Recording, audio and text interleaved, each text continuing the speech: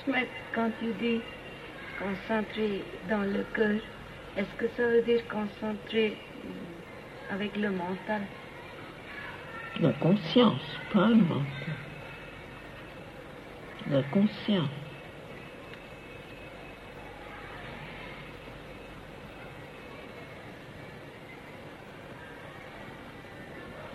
Je ne dis pas de penser dans le cœur. Je dis de concentrer. Concentrer l'énergie, concentrer la conscience,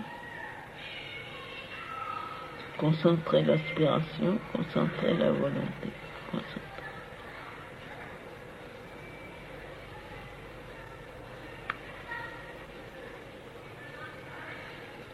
On peut avoir une concentration extrêmement intense sans une seule pensée. Et en fait, elles sont généralement beaucoup plus intenses quand on ne pense pas.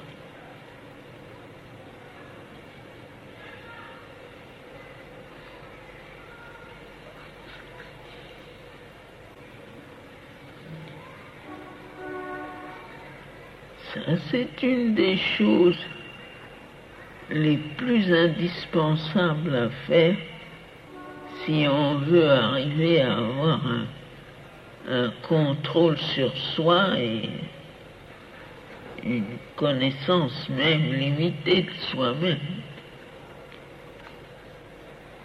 C'est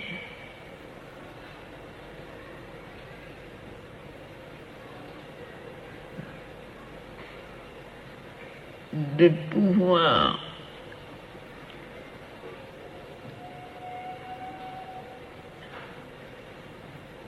localiser sa conscience et la promener dans les différentes parties de son être, de façon à distinguer sa conscience de sa pensée, de ses sentiments, de ses impulsions, se rendre compte de ce que c'est que la conscience en elle-même. Et ainsi on peut apprendre à la déplacer, on peut mettre la conscience dans le corps, on peut mettre la conscience dans le vital, on peut mettre la conscience dans le psychique, c'est la meilleure place pour la mettre, on peut mettre la conscience dans le mental, on peut élever sa conscience au-dessus du mental, et avec sa conscience, on peut aller dans toutes les régions de l'univers. Mais d'abord, il faut savoir ce que c'est que sa conscience, c'est-à-dire devenir conscient de sa conscience, la localiser.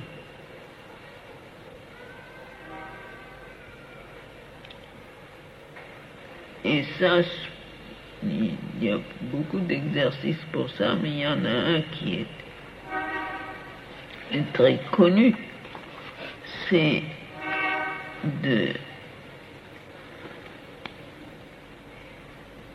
de s'observer et de se regarder vivre, et alors de voir si c'est vraiment le corps qui est la conscience de l'être, ce que l'on appelle moi. Et puis, quand on s'est aperçu que ce n'est pas du tout le corps, que le corps traduit quelque chose d'autre, alors on cherche dans ses impulsions, ses émotions, pour voir si c'est ça. Et puis on s'aperçoit aussi que ce n'est pas ça. Puis alors on cherche dans ses pensées. Si la pensée c'est vraiment soi, ce que l'on appelle moi, et au bout d'un très peu de temps on s'aperçoit non, je pense par conséquent, moi c'est différent de mes pensées. Et alors ainsi, par élimination progressive, on arrive à entrer en contact avec quelque chose quelque chose qui vous donne l'impression d'être, oui, ça c'est moi. Et ce quelque chose, je peux le promener.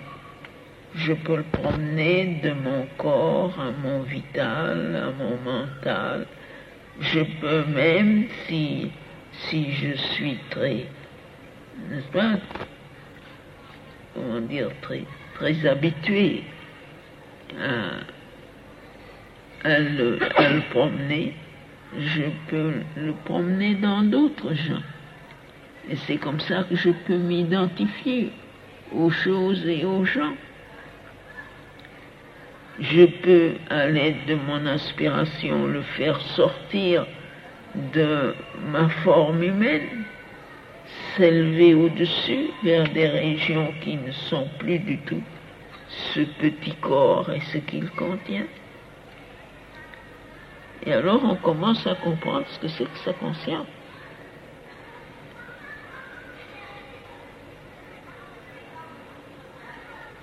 Et c'est après ça qu'on peut dire, bon, j'unirai ma conscience à mon être psychique et je la laisserai là, afin qu'elle soit en harmonie avec le divin et qu'elle puisse se soumettre entièrement au divin. Ou alors, si par cet exercice de s'élever au-dessus de mes facultés de pensée et de mon intellect, je peux entrer dans une région de lumière pure, de connaissance pure, alors on peut mettre sa conscience là et vivre comme ça dans une splendeur lumineuse qui est au-dessus de la forme physique. Mais d'abord, il faut que cette conscience soit mobile et qu'on sache la distinguer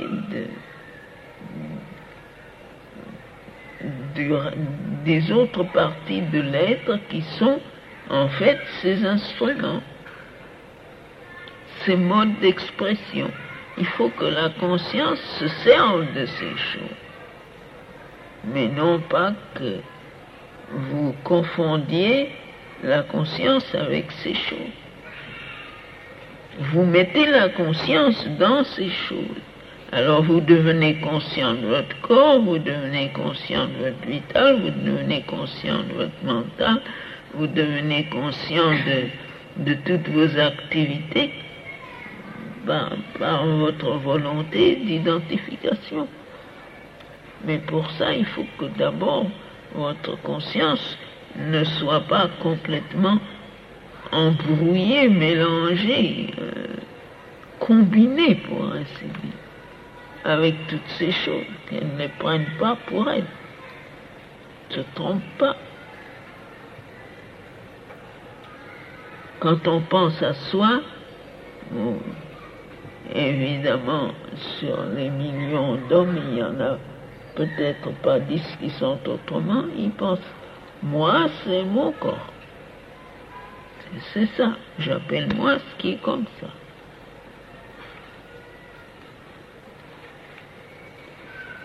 Et alors, je suis comme ça, et puis mon voisin,